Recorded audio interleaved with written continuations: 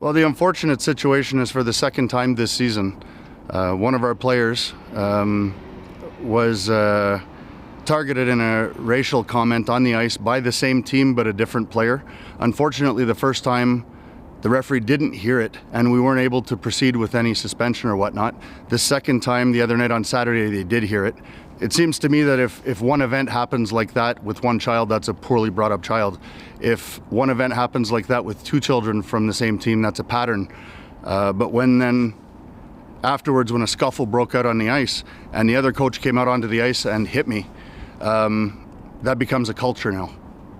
And, you know, that's something that we have to continue to work to change because there's no place for it in minor hockey. There's no place for it in any activities that the youth today are involved in, whether it be swimming lessons or running club. Nobody deserves to be in a toxic environment like that.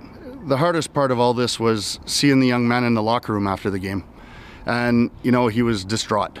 And I don't blame it. No one should have to go through that and be singled out with something so racist and so condescending. So it was at the end of our game against Valleyfield, and as the game ended and we were skating to our goalie to go celebrate, a player on the other team used this slur towards me as I skated past their bench, and that's when I turned around towards them, and that's when the whole scrum altercation between two teams happened. So I went to confront the player on the other team about it, and that's when a few of his teammates stepped up towards me, and then the refs separated us, and then I told my coach what happened because he still had it on at the time, and that's when a few of my teammates found out what had happened, and after that then they went towards the other team, and that's when a whole scrap and fight happened between us and the other team.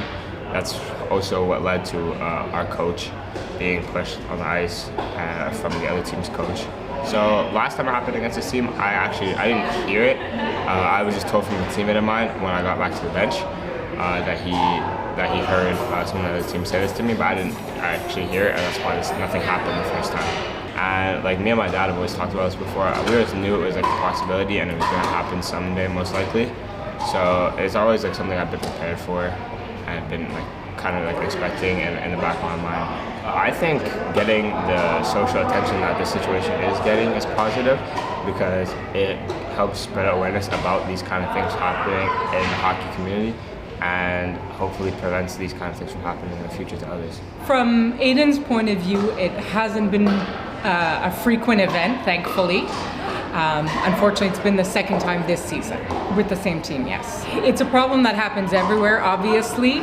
I think it happens a lot more than people realize, especially if you're not within the situation. So hopefully this is bringing light to it and that we can make some change. I'm very proud of how Aiden composed himself in the moment.